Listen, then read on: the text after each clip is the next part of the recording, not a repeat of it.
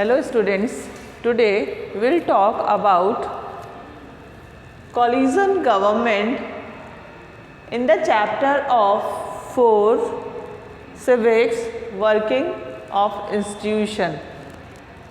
Here we talk about coalition government, a government formed by alliance of 2 or more political party, यानी वो government जो 2 और मोर political party से बनी हो उसे कॉलिजन गवर्नमेंट कहते हैं। जैसे अभी जो बीजेपी गवर्नमेंट है उससे पहले एनडीए गवर्नमेंट थी, उसमें बीजेपी के साथ अदर पॉलिटिकल पार्टीज़ ने भी साथ दिया था गवर्नमेंट बनाने में। इसमें प्रेसिडेंट क्या होता है कि एक मेजॉरिटी चाहिए होती है वोट्स की, अगर वो नहीं मिल पाती है तो जो पॉलिटिकल पार्टी एक साथ मिलके गवर्नमेंट बनाना चाहती है प्रेसिडेंट उनको अप्रूवल देते हैं और जिनके मेजर वोट्स होते हैं उसी में से प्राइम मिनिस्टर इलेक्ट किया जाता है। तो ये क्या कहलाती है? Colloid government. कॉलाइड यानी तो खैर टकराना होता है, लेकिन यहाँ कॉलिजन गवर्नमेंट का मतलब होता है mix of alliances, political party यानी जितने भी वोट्स होते हैं वो आपस में सहमति करके एक सरकार बनाते हैं और जो जिसके ज़्यादा वोट होते हैं, मेजॉरिटी जिसकी होती है, उसी में से प्राइम मिनिस्टर बनाए जाते हैं। Usually when no single party enjoy majority support of the member in a legislature, in that time a government formed by an alliance or 2 or more political parties. Here we discuss judiciary. Judiciary आपने बहुत अच्छे से नाम सुना होगा। Judiciary क्या है? India में इंडिपेंडेंट है। बहुत सारी कंट्रीज़ होती हैं जहाँ पे डिफरेंट टाइप ऑफ रूल्स होते हैं, जैसे मिलिट्री रूल है और किंग रूल है या डिक्टेटरशिप है। वहाँ सब जगह जुडिशरी किन के हाथों में होती है? वहाँ के रूलर्स के हाथों में। लेकिन डेमोक्रेसी में जुडिशरी इंडिपेंडेंट होती है। India has an integrated judiciary system. Integrated judiciary system का क्या मतलब होता है? Supreme court at the central level, high courts at the state level and district court at the district level and local self court at the local level, यानी कि और आगे से आगे वो डिस्ट्रीब्यूटेड या डिवीज़न उनका होता जाता है और डिफरेंट लेवल पे केस की हियरिंग होती है। जुडिशियल कंट्रोल, जुडिशियल कंट्रोल कौन करता है? Total overall control supreme court के हाथों में ही होता है।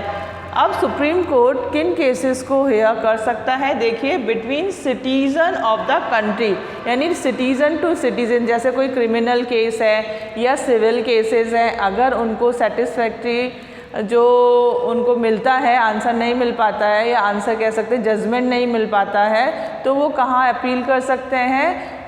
हाई कोर्ट के डिसीज़न पे सुप्रीम कोर्ट में अपील कर सकते हैं। वो बस वो फाइनल डिसीज़न होता है, उसके बाद वो कहीं अपील नहीं कर सकते। तो citizen to citizen of a country, citizen between citizen and the government of a country, between 2 और मोर स्टेट। अगर किसी भी कोई भी ऐसा मैटर है जिसमें 2 स्टेट के बीच में भी अगर कोई केस है तो वो भी सुप्रीम कोर्ट ही या करेगा या देखेगा। जैसे कि कावेरी जल विवाद और ये बहुत सारे ऐसे हैं जो चल रहे हैं, जैसे पंजाब राजस्थान के बीच में चल रहा है। यूनियन एंड द स्टेट के बीच में भी अगर कोई डिस्प्यूट्स हैं तो उसे भी सुप्रीम कोर्ट ही देखता है। Independence of judiciary means, independent of judiciary, जैसे मैंने बताया कि इंडिया में जुडिशरी इंडिपेंडेंट है, तो इंडिपेंडेंट ऑफ जुडिशरी का मतलब क्या है? कोई भी उस पर अपना कंट्रोल नहीं बना सकता, जैसे कि चाहे वो लेजिस्लेचर हो चाहे वो एग्जीक्यूटिव्स हो। पॉलिटिकल एग्जीक्यूटिव्स होते हैं ना, वो अपने नए नए नियम निकाल के और अपने डिसीज़न जुडिशरी पे डालना चाहते हैं, लेकिन जुडिशरी उनके अंडर में नहीं होती है। जुडिशरी का जो डिसीज़न होता है, कोर्ट का जो डिसीज़न होता है, वो ही फाइनल होता है। हाँ, ये ज़रूर हो सकता है कि अगर जजेस चाहें तो क्या कर सकते हैं? वो इंटरप्ट कर सकते हैं लेजिस्लेचर में, यानी कॉन्स्टिट्यूशनल लॉज हैं उनमें भी वो अपनी इंटरप्शन कर सकते हैं। साथ ही जो एग्जीक्यूटिव हैं उनके बनाए हुए लॉज में भी या उनके द्वारा किए गए कामों को में भी वो हस्तक्षेप कर सकते हैं। अभी हम देखते हैं कि जो जजेस होते हैं सुप्रीम कोर्ट के, हाई कोर्ट के, वो कैसे अपॉइंट होते हैं। सुप्रीम कोर्ट के जो जजेस हैं यानी CJI, chief justice of India, elected by the president, appoint करते हैं on the advice of other ministry, यानी कि जैसे प्राइम मिनिस्टर के सजेशन से या जो उनके पास नॉमिनेशन आता है उसमें से अपॉइंट करने का काम प्रेसिडेंट करते हैं। और देखिए बच्चों 10 यानी 10 जजेस की बेंच होती है। फिर on the advice of CJI other जजेस also elected by the appointed by the president. CJI की एडवाइस के साथ ही जो अदर जजेस होते हैं यानी 10 जजेस की जो बेंच होती है वो भी प्रेसिडेंट ही इलेक्ट करते हैं, लेकिन उसमें एडवाइस एक बार CJI इलेक्ट हो जाने के बाद वो करते हैं। इसी तरह से जो हाई कोर्ट के जजेस हैं वो गवर्नर की हेल्प से अपॉइंट किए जाते हैं, और जो डिस्ट्रिक्ट लेवल के हैं वो भी उन्हीं के, लेकिन इसके लिए एग्ज़ाम्स होते हैं, कंपटीशन एग्ज़ाम्स होते हैं, लेकिन हाई कोर्ट और सुप्रीम कोर्ट के लिए CJI के अपॉइंटमेंट होते हैं। अभी हमको ये देखना है कि जजेस एक बार अपॉइंट हो जाते हैं तो क्या उन्हें रिमूव किया जा सकता है? नहीं, उनका रिमूवल बहुत ही मुश्किल होता है, क्योंकि जुडिशरी इंडिपेंडेंट होती है और उसमें किसी का भी इंटरफेरेंस नहीं होता है।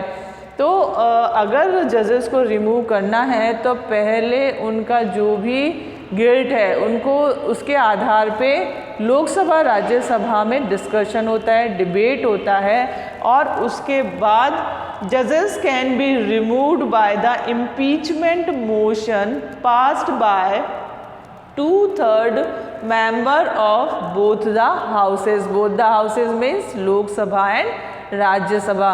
बोथ द हाउसेस के अप्रूवल के बाद एक मोशन यानी कि जो बिल जाता है वो पास होने के बाद ही उनको रिमूव किया जा सकता है, जो कि बहुत ही मुश्किल होता है। जजेस को रिमूव किया जाना बहुत ही मुश्किल होता है, क्योंकि वहाँ पे वही लोग अपॉइंट किए जाते हैं, वही जजेस अपॉइंट किए जाते हैं जिनकी डिग्निटी अच्छी होती है। इसके अलावा देखिए जो जजमेंट है उसके लिए अगर कोई भी सोसाइटी है या पब्लिक इंटरेस्ट है उसको अगर किसी ने हर्ट किया है तो उसके लिए लोकली या society based public interest litigation लगाई जा सकती है। देखिए, any can approach the court if public interest is hurt by the action of government. This is called public interest litigation. The court intervene to prevent the misuse of government power. Government power यानी government की जो शक्तियाँ होती है उसे political leader भी misuse नहीं कर सकते हैं, तो उसके लिए पब्लिक इंटरेस्ट के बेसिस पे केस फाइल किया जा सकता है। अगर कोई भी उनके फंडामेंटल राइट्स कितने हैं? 6 फंडामेंटल राइट्स हैं, तो अगर उनको जो लास्ट है उसके बेसिस पे कोर्ट में एप्लीकेशन फाइल की जा सकती है, अगर कोई उन राइट्स को या जो गवर्नमेंट ऑर्डर हैं उनको भी कोई हर्ट करने या ब्रेक करने की कोशिश करता है तो। Thank you.